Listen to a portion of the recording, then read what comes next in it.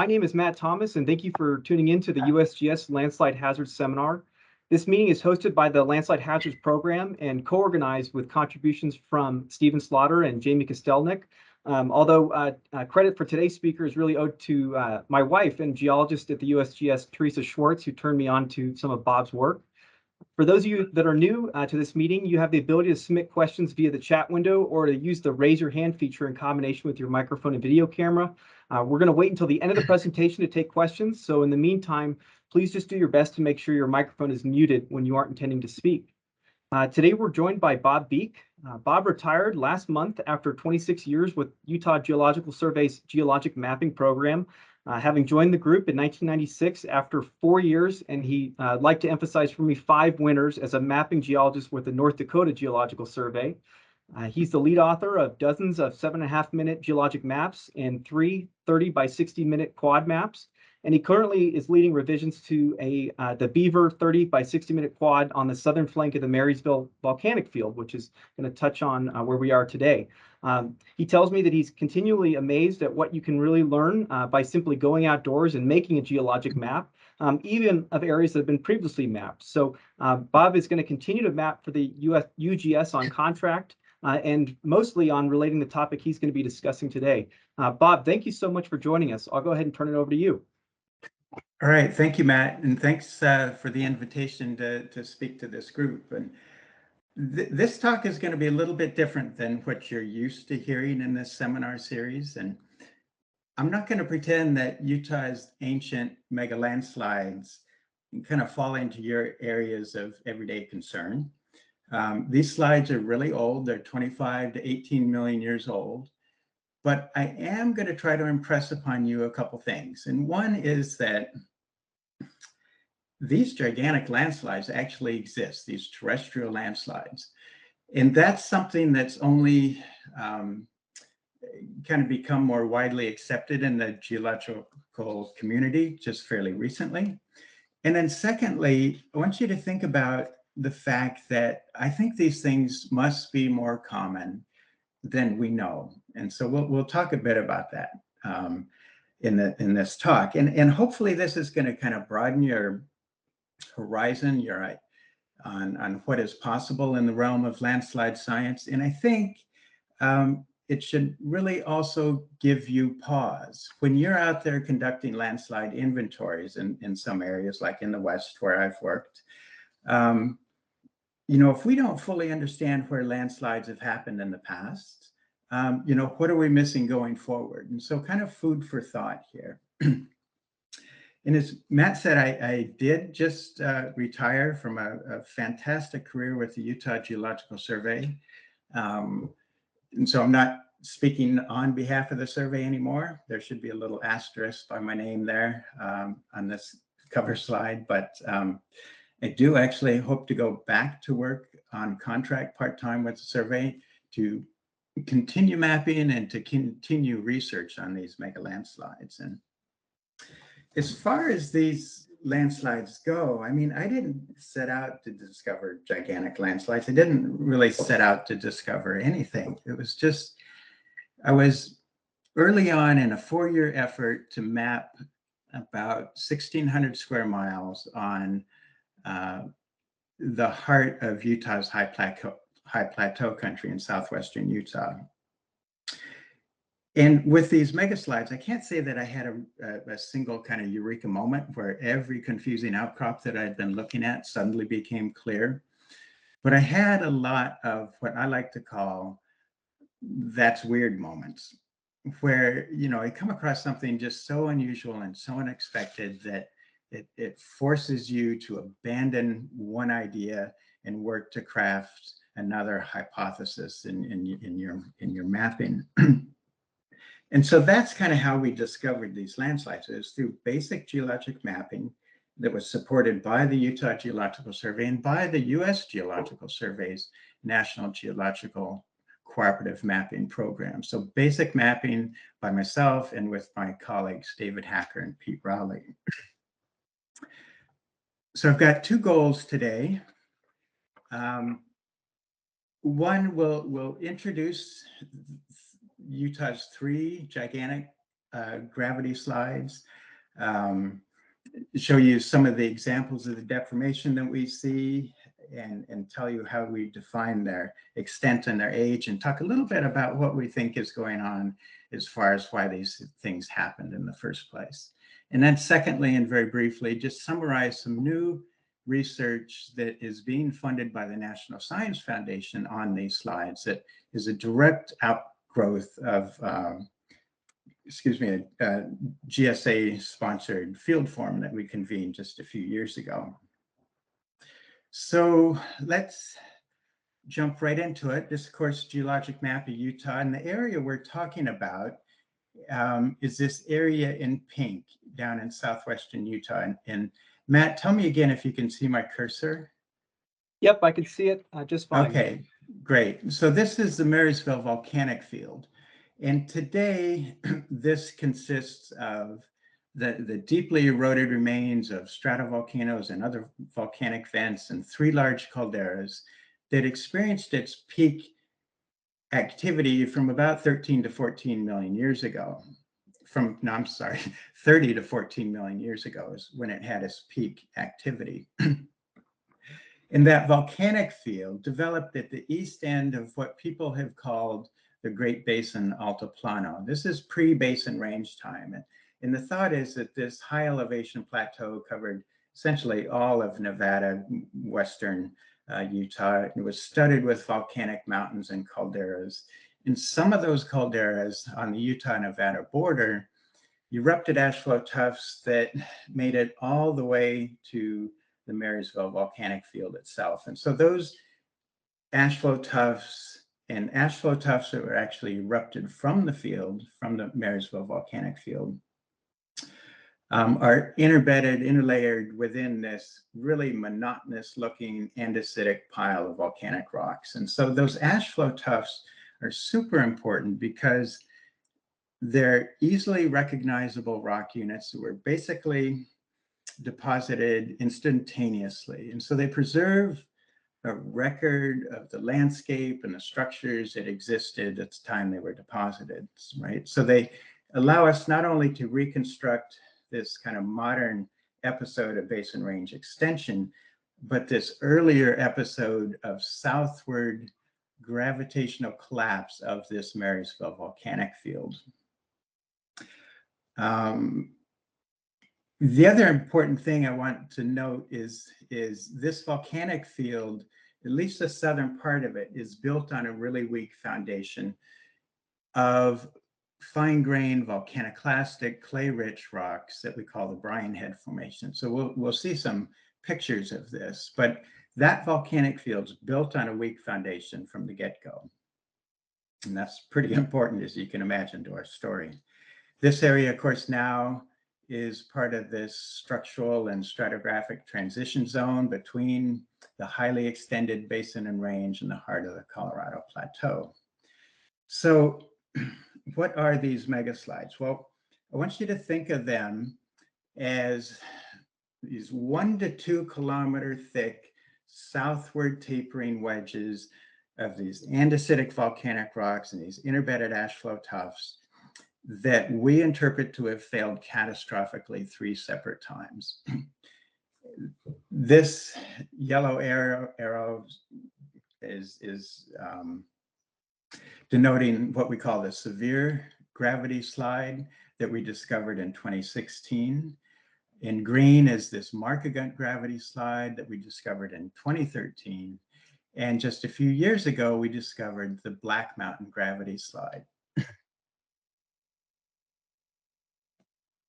Each of these moved catastrophically across the former land surface at least 30 kilometers, over 20 miles. And it's the stratigraphy of that source area that we see preserved in attenuated and tilted and back-rotated blocks at the southern part of these slides on the southern part of the Marysville volcanic field. And importantly here, all of this catastrophic deformation was preceded by slow gravitational spreading of the volcanic field on what we call the Ruby Zan or the Ponsagunt thrust fault system. And that thrust fault system is rooted at a depth of about 2 kilometers down in Middle Jurassic evaporites. And that's actually a widely recognized process at volcanoes today, that the Earth's crust does a pretty poor job of supporting these massive piles of volcanic rocks. They tend to slowly spread to a broader footprint and a more stable profile through time. And that's what happened on this Ruby's End thrust fault system prior to the catastrophic collapse that we see. As you can imagine, being landslide people, that the types of deformation we see within each of these slides varies dramatically, and there's a good reason for that. And I'll jump kind of right into that. This is a model of what we think is going on with the Markagunt gravity slide. This is about 60 miles from the breakaway to the toe. And like a modern landslide, it consists of several distinct parts with distinct structural styles of deformation. And so at the breakaway area, we see extensional deformation. On the bedding plane slip surface, we see simple translation. At the ramp, where it ramped up onto the former land surface, we, of course, see pretty extreme compressional deformation, thrust faulting, and folding. And then on the former land surface, we see that thrust faulting as well. And importantly, these older rock relationships on top of younger rocks. And finally, at the leading edge of these, we see what we call the remains of debris avalanche deposits, where this slide mass is just totally disaggregated into chaotic blocks. So that kind of in a nutshell is what we're looking at. This B2B prime is just a longitudinal cartoon cross-section through the slide, assuming that it was about 2 miles high at the heart of the volcanic field back in the day, compared to the southern part of the slide. So the slopes we're looking at are tiny. And that's interesting and important and confusing all at once. I mean, slopes almost certainly less than a few degrees. So, okay, now, as far as how big these things are, well, they're big. If we were to superimpose the very rough outline of these 3 slides on the modern day San Francisco Bay Area, this is kind of what it would look like. It would cover the entire Bay Area, from the North Bay down to San Jose, from the Pacific Ocean out into the Central Valley. So collectively, these things are about 8,000 square kilometers in size, with a volume of debris just very roughly estimated that would be enough to fill the Grand Canyon nearly to the rim. So big, big things. There's only one other gigantic landslide, terrestrial landslide on Earth that we know about that's comparable to these. That's a Haycock Mountain slide in northwestern Wyoming. So I'll just let you kind of ponder that for a minute. What's the implications of that? But that's kind of an overall intro here of what we're getting into. But I want to jump now to actually show you some of the fantastically deformed rocks that we actually see and that lead us to make these pretty wild interpretations. And I've got to start with Haycock Mountain. This is at the very southern end of the Markagunt gravity slide. And this might not look like much, but after 30 some years of mapping, this is one of my favorite places to go. I discovered it actually in 2008. And shortly after I started mapping this area, and that you might remember was just a week and a half after the housing bubble burst in 2008 and the stock market crash in September 29. So it was actually a good time to be out in the field, away from the news, away from the internet, and actually out looking at rocks. And so that's what I was doing. And I was new here. I didn't know these rocks. And so the best way to get to know the rocks is to measure sections, to be able to recognize the variability, and to be able to map them across the landscape. And so that's what I was doing. And this had previously been interpreted as a normal stratigraphic section. Here we're looking at this TBH. This is the white fine-grained volcaniclastic rocks, flat line of the Brian Head Formation, these weak sedimentary rocks at the base of the volcanic pile. And the browner cliffs above is a very densely welded 27 million year old ash flow tuff we call the Isom Formation that erupted from one of these calderas in eastern Nevada. And that here is a normal stratigraphic section. If you were to stand up on top of Haycock Mountain here, you'd have no reason to think anything unusual is going on. But when I worked my way up through the Brian Head and got up to the base of these cliffs, this is what I saw. There's two important things, well, a lot of important things here, but two main points I want to make is one, at the Isom Formation itself, above this very flat surface, all of this, the Isom has been horribly abused. It's badly fractured and cataclastically deformed. And secondly, it lies above what we call a basal layer. And so we're going to talk about both of these things in turn here, starting with the Isom. And you get a sense looking at the Isom, I hope, that this is a densely welded ash flow tuff, but you can see individual pieces here. It's just been shattered beyond belief, basically down to sand-sized pieces and then re-silicified. If you look at it in thin section, this is what it looks like. This is a fragment about a ½ millimeter across of this densely welded Isom ash flow tuff and surrounded by just crushed Isom. So that's what it looks like at a fractal scale from thin section on up to outcrop scale. But that deformation decreases when you work your way up to the top of the Isom cliff. It's not that badly deformed. And so you'd stand up there, you think everything is fine, which is what people had done in the past.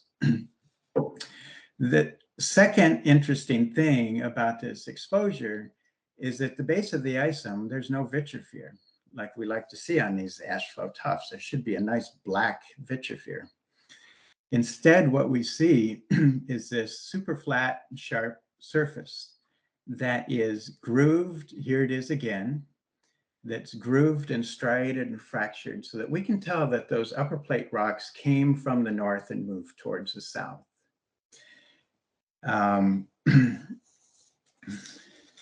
Dave Malone here in the green vest from Southern Illinois University, he's a detrital zircon expert among many other things, but he's been looking at the detrital zircon signature of these basal layers. And the basal layer here is this kind of yellowy brown. It's about a foot thick. It overlies the Brian Head Formation here at the bottom. And so this basal layer consists of debris that from both the upper and the lower plates that have just been crushed and is very poorly sorted. It looks for all the world like a glacial till or a concrete.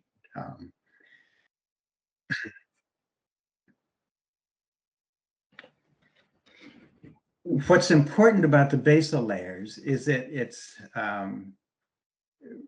in these, what we call these injectites, these reddish brown features up here. I'll talk about those in just a moment. But what's important about the basal layers is that it's compelling evidence of overpressured fluids at the base of these slides. Here at Haycock Mountain, there's kind of a unique story going on that Dave Malone and his students just published on a couple of weeks ago, actually, in the online journal Terra Nova. And they looked at the detrital zircon signature of the basal layer and of these injectites or these clastic dikes. You can see they're different. Normally, when we see these outcrops, the basal layer, you can just see where it's been forcibly injected into the upper plate. Here, it's a little bit different than that. These injectites are older. They were emplaced farther up gradient in an earlier um, uh, earlier part of the slide. And anyhow, I guess it's a little difficult to explain, but the tridal zircon signature of these two units is slightly different. The maximum depositional age of the basal layer is 23.01 million years old, and the MDA of these injectites is 23.7, I believe. So it was tapping different rocks farther up gradient in the early history of the slide and have been transported, kind of decapitated from their source to the southern margin of the slide.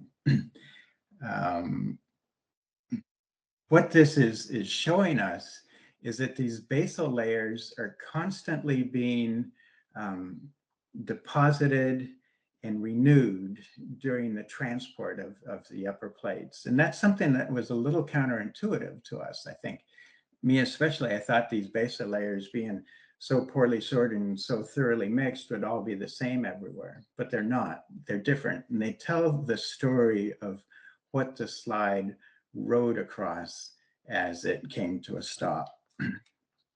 The other, I guess, important thing here is that, okay, remember the Isom formation is 27 million years old.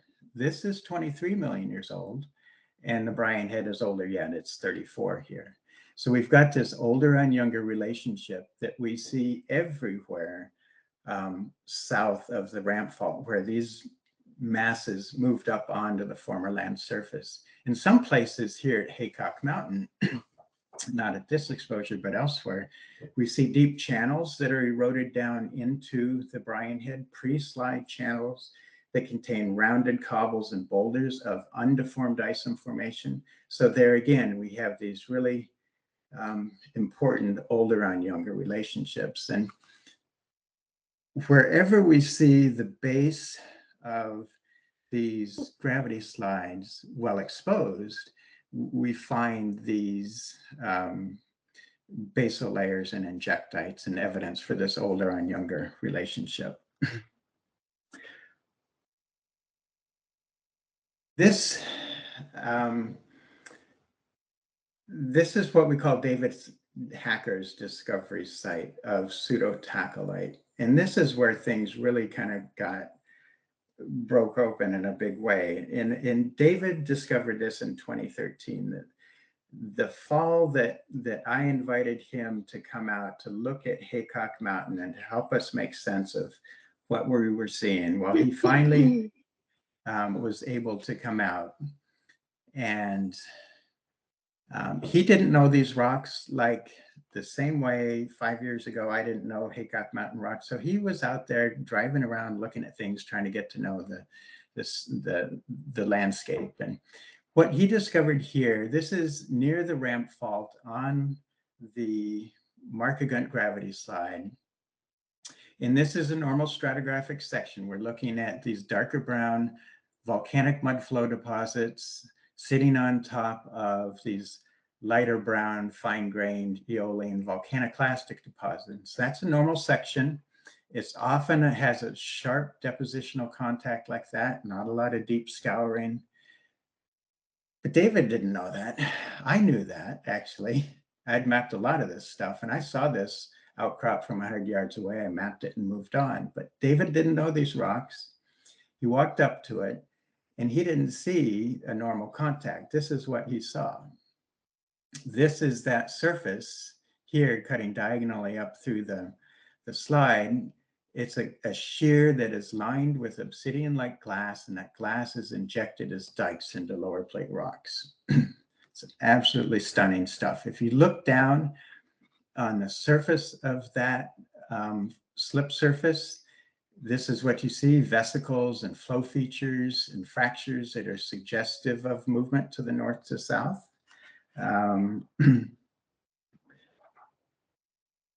Most of the glass is this beautiful black obsidian-like glass.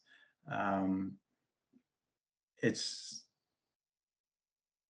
see where we are. Yeah, if we look in thin section at this stuff under cross polars, this is what you see. I mean, not much. You see a few partly melted phenocrysts. If you uncross the nickels, this is what you see. Flow features in the glass. It's just a beautiful, beautiful glass. And Barb Nash at the University of Utah, recently retired, she did the first geochemical work on this glass and found that it is actually of basaltic composition, very low silica glass.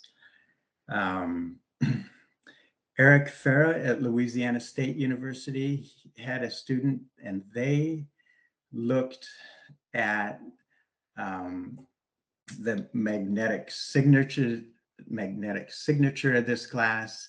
And what Eric's intent was that from a regional perspective, we knew what the local upper and lower plates were doing here. And what Eric wanted to do was look solely at the glass and see if he could reproduce that using what he calls his mini AMS studies. That's the anisotropy of magnetic susceptibility of this glass.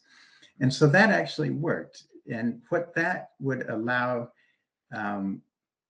these paleomagicians to do then in the future is to go to pseudotachylites that they find on exhumed fault zones, for example, and get better kinematic data where it might not exist. So that, anyhow, that was kind of a neat thing that he did. We've dated this glass a couple times, several times actually. It's difficult to date glass to begin with, and this is a low potassium glass. So our numbers aren't real great, but they're coming out at about 21 or 22 MA. What is super important though about this glass is it's not volcanic. It's a friction generated melt. It's pseudo-tachylite. And you might remember from your geology 101 days that tachylite is a black volcanic glass. But this isn't volcanic, that's the name pseudo. So pseudo-tachylite, it's a friction generated melt. And it's produced, of course, in impact events on the deeply buried portions of fault zones. But this, and I got to say, I love saying this, this is the first reported occurrence of landslide generated pseudo-tachylite known in North America. And it's one actually of the few examples known in the world. And it's important to demonstrate high temperatures on these slip surfaces in excess, well, probably between 1200 and 1400 degrees centigrade. And that implies high slip rates to generate enough heat to actually melt this rock. And people are working now on this idea, well, how fast is fast? How fast did this have to move to actually melt this rock? And we don't know yet. Hopefully we will get numbers for that. But based on analogy with other pseudotachylites known elsewhere in the world, it's not inconceivable that we're talking about speeds approaching 100 meters per second. It's over 200 miles an hour. So we think these things were catastrophically emplaced at really high rates of speed. And so far we've found pseudotachylite at a dozen localities on the Markagunt slide and on the Sevier gravity slide. This is just a kind of cartoon about showing the three slides: in yellow, the Sevier slide; in green, the Markagunt; and blue, the Black Mountains. The lighter colored parts of each are that part of the slide that's over the former land surface. And so we just looked at Haycock Mountain down in here. We looked at pseudotachylite right here. What I want to draw your attention to, and I forgot to kind of mention earlier, is this Hatchard area up on the Markagunt Plateau. That is the known extent of volcanic chaos that was formally defined in 1993 as the Markagunt megabrescia. And that has an important, there's a really interesting story about the discovery of this whole thing that I've written about, and I won't go into a lot of detail, but the first inklings that something weird was going on up here on the Markagunt Plateau above Cedar City is when a student in the early 1970s was sent out here from Ohio State University to map the geology up above Brian Head Peak. So beautiful country. And this is what part of the area he was working on. And what he discovered at the very highest parts of the Markagunt Plateau, up above 11,000 feet, are older volcanic rocks sitting on top of younger volcanic rocks, separated by some sort of subhorizontal surface that they didn't know much about at the time. This is one example of that. We're looking north here. This resistant ledge is a 23.8 million-year-old ash flow tuff. And on top of that, this knoll and the knoll we're standing on are 27 to 30 million-year-old ash flow tuffs. So imagine this poor student out there trying to make a simple geologic map. You know, he straight away stumbles into stuff like this that they just did not understand at the time. And this Ohio State University professor kept sending students, I'm sorry, this was from Kent State, John Anderson. He sent students out here. They kept finding exposures like this. And so in 1993, John was able to pull all of this together and formally define that Markagunt megabrush. And so the point is that people knew something weird was going on out here back in the day, but they just did not have enough mapping under the belt to fully understand it. So we had something to work with when we started mapping here in the mid-2000s. Where are we here? Okay, I want to jump from talking about the Markagunt slide here over to this Sevier gravity slide.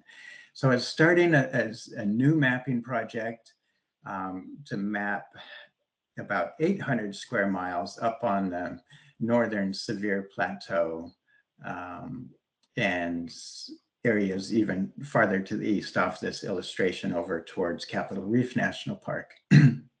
So I was finally off this, what we understood to be the Markagunt gravity slide. I thought I'd get to some pretty simple mapping of volcanic rocks. I could make a lot of progress. And pretty early on, I stumbled across this area just outside of the small town of Antimony. And this is what it looks like. We're looking north along a splay of the Ponsongunt Fault. So volcanic rocks are dropped down to the west against these light brown pre-volcanic sedimentary rocks. So that's all well and good. But I got out here, no one had ever mapped this in any detail before. Probably no one had ever actually been here looking at the geology. But straight away I noticed this really flat, sharp surface. So you walk over there and look, and this is what you see. Undeformed volcanic rocks below, separated by a very sharp surface and this chaos above it.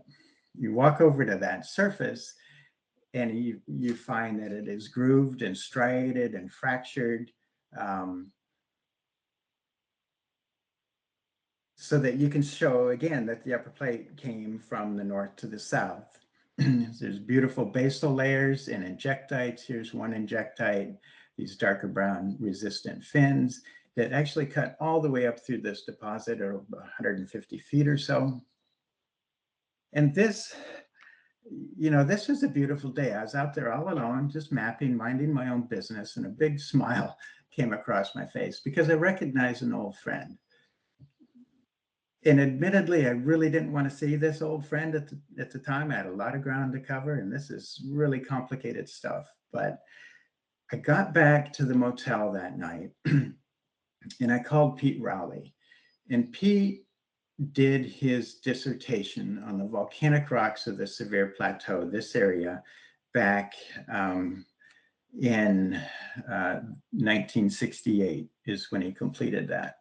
And he recollected that he saw something similar to this about 10 kilometers to the east, actually on the Sevier Plateau. We're here just outside of his field area. So that kind of prompted us to take a new look at the Sevier Plateau as to what we might have been missing in these volcanic rocks.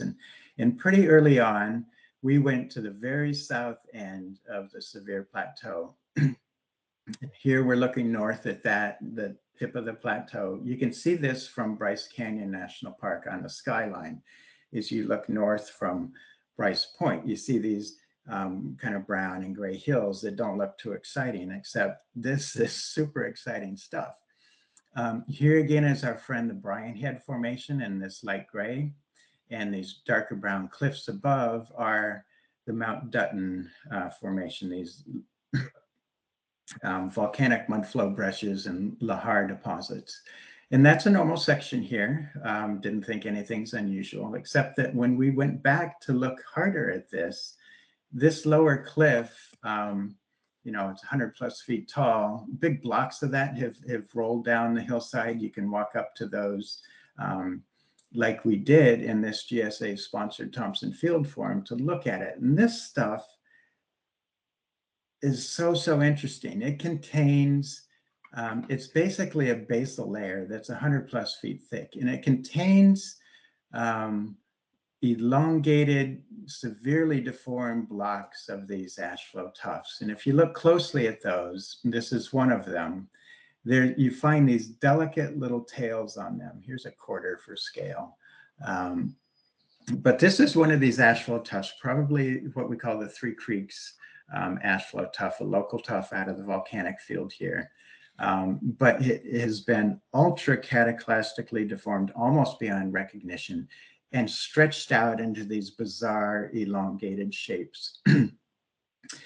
And at this meeting, I called these taffy clasps because that's what they look like. They look like just blobs of rock that have been plastically deformed. But I was roundly and I guess rightfully so criticized for using that term, because this isn't ductile deformation. This is brittle deformation. These somehow reflect deformation during emplacement of this gravity slide in this exceptionally thick basal layer. If you walk up to the cliffs above, this is looking straight up that cliff. You see these kind of shiny things. These are those highly deformed clasts. Here's another one that are silicified and therefore kind of more resistant than the rest of the matrix. But the length to width ratios on these things are far in excess of 10:1 in many cases. They're just incredibly deformed, elongated, weird looking stuff. So yeah, we started to think, well, the whole Sevier Plateau is something really weird is going on. Looking elsewhere on the southern part of this plateau, a little bit more of the Brian Head here at the base. You can see these beds are truncated by a basal layer, but this whole cliff, 150 feet tall or something, just look at the fabric of that. Resistant, non-resistant, pinching and swelling. As you get up there and look more closely at that, these resistant units are actually appear to be cataclastically deformed andesitic lava flows that are encased in this structuralist brown sand reworked from the Brian Head Formation. So some kind of weird package of rock that's being accreted to the base of the slide as it's coming to a stop here. Also in the same area, we see big chunks of the Brian Head Formation itself that are thrust up into the base of the slide. Here's a little closer look at that. The upper few tens of meters of the Brian Head Formation itself is full of small displacement, little thrust tip folds. You can see kind of a nice one here and in the main shear plane up above it. And again, these really weird looking parts of the lower plate that seem to be accreting to the lower plate as it's coming to a stop, and things are piling up one on top of the other. What else we got? This we're higher up in the section now, in the southern part of the Sevier slide, but it's full of fractures, as you can imagine, and faults and things. But on this fracture cutting up diagonally through, kind of hard to see, is lined with pseudotachylyte. It's 2-3 centimeters thick. And in here, this is some subsidiary shear higher up above the base of the slide, but still signs that movement here was fast enough and under enough confining pressures to actually melt these rocks. And again, here in the same area, we see these beautiful injectite features, again, evidence of overpressured fluids in these slides. So kind of some of the examples of the types of deformation we see wherever we see good exposures near the base of these gravity slides. It's just really, really stunning stuff. And one question that we continually ask ourselves is how do we distinguish primary volcanic deposits like flank collapses on volcanoes, for example, or tectonically rooted fault blocks and low angle detachments? How do we differentiate that stuff from what we say is a result of this catastrophic landsliding or gravity sliding? And that's a super good question and a super hard one to answer. But I'd argue that the diagnostic evidence that we see is found at the base of the slides. These basal layers and injectites are diagnostic evidence of overpressured fluids at the base of the slides. They're compelling evidence of single event emplacement, I think, of catastrophic movement versus slow episodic creep, for example. The pseudotachylite says it has to be fast. The basal slip surfaces themselves, with all the kinematic indicators that are pointing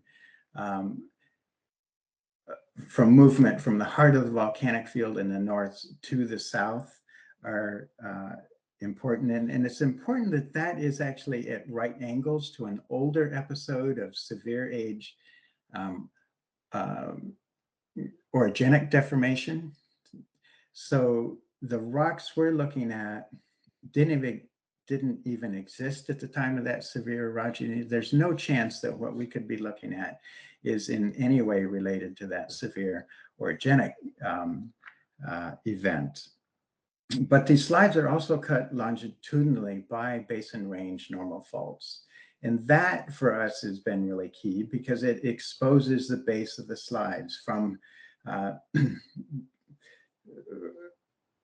basically the bedding plane slip surface and the ramp and the former land surface. And this is one example of that.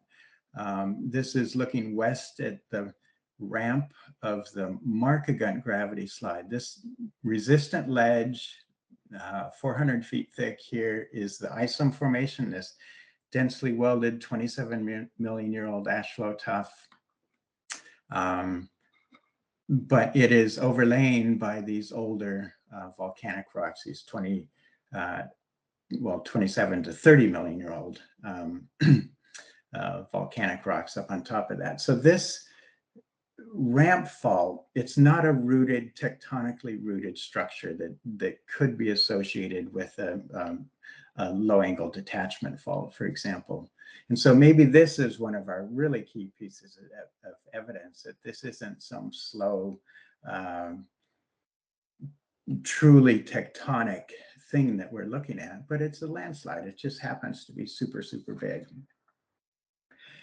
As far as the timing on these things go, we understand that through just simple cross-cutting relationships. And we're looking for, of course, the youngest rocks that the slide overlies or deforms, and the oldest undeformed rocks that overlie the side. So basic geology 101. And with that, and with some new high precision argon and zircon geochronology that our team is doing, we can say that the Sevier slide was emplaced about 25 million years ago, the Markagunt slide about 23, and the Black Mountain slide has to be younger than 22, and it's probably 17 or 18. So again, our arrows showing the slides, the Sevier slide 25, 23, 22. It forms this westward progression of slides that mimics the progression of volcanism in this field. It progresses westward for some reason. Don't know why, but that's what it's doing. What is interesting is we don't really have a trigger for these slides. All that we can say right now is that at the head of each of these things, we find one of the biggest volcanic features in the field. And at the head of the severe gravity slide, we find the 23 million year old Monroe Peak caldera. At the head of the Markagunt slide, we find the 19 million year old Mount Belknap caldera. And at the head of the Black Mountain slide, we find Utah's largest exposed granite batholith, the Mineral Mountains. So it's you look at the dates here, they're not working out as triggers, but it's intriguing that the breakaway of each slide is overprinted by one of these large calderas or this batholithic feature. So it's something I can't say I understand at all, but something we're trying to working to understand. Just another word, about the model of what we think is going on. This is a cartoon before here and after sliding on the Markagunt slide. And what it shows that the volcanic field is built on this Bryan Head Formation shown in red, this weak substrate. And what we think is happening is that during growth of this field, as it's inflating and these shallow igneous intrusions are coming up high into the crust, somehow that's inflating this field, it's destabilizing it, and for some reason, these things fail. And the point of failure would be about at the toe of these things, where there's just no longer enough buttressing support to hold up that volcanic pile. And so it fails and it moves out over the former land surface. And it's, of course, preceded by this slow gravitational spreading of the field on this deeper seated, truly tectonic Ruby-Zinn thrust fault system. Let's see.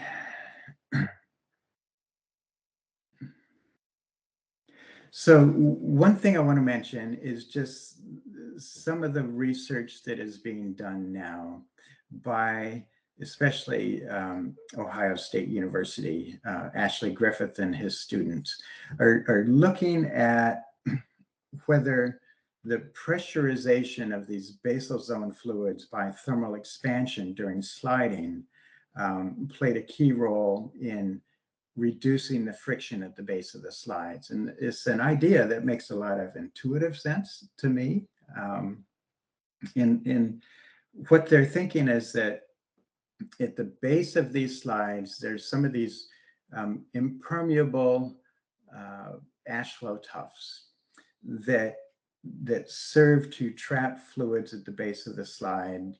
And that trapping those fluids and elevating the pore pressures and essentially causing movement along a preferred single horizon or shear plane. And as that slide is moving, those basal layers are getting worn away. The basal part of the slide is getting worn away. And where they're worn away completely is where we see deformation in the upper plate become much more pervasive throughout the section. And so you're losing those confining layers. Your fluid pressures are gone. And so you're going back to a kind of a normal frictional state of sliding, and that eventually these things come to a rest. Anyhow, that's some pretty neat research that Ashley Griffith and his students, Mike Bronigal and Danica Maybeck are working on at Ohio State. Just nearly wrapping up here. in 2017, we convened a Thompson Field Forum sponsored by the Geological Society of America and a bunch of other groups, actually. And we brought together about 30 people to look at these rocks in the field. I mean, it's one thing to talk about them, to show pictures and everything, but we got people out there, rock mechanics specialists and volcanologists and structure people and all these different specialties to get on the outcrop and argue about what we were seeing. And that was a truly fantastic experience. And out of that came this field guide, GSA Field Guide 56, where we go through the history of the discovery of these things and offer several dozen places where you can go to look at the types of deformation that we're seeing and just, yeah, see what you think of what you think of these rocks out in the field on the outcrop. There's quite a lot of research that has been done already to date on more geologic mapping and geochronology on these slides, but we're just approaching the middle of a 3-year NSF-funded effort to better understand these slides, and especially to look at the mechanics and the mobility mechanisms of these slides. And that's work that's being done at Ohio State and Kent State University, Southern Illinois University, University of Wisconsin, and Westminster College in Salt Lake. And it's just, it's really pretty exciting time to be working on these. So I'll just wrap up. I think we're, getting close to our time here. But just wanted to say that in Utah, in the last 10 years, we've discovered 3 truly gigantic gravity slides. We've got a pretty good handle on their ages, their extents. We think they're a result of this catastrophic failure. And you got to ask yourself, well, there's these 3, there's Hart Mountain, they're all in the Western US. I mean, it seems like there has to be others waiting to be discovered elsewhere, if not the Western US, then elsewhere. So that's really, I guess, all I have right now, but I'm happy to try to answer any questions you folks might have.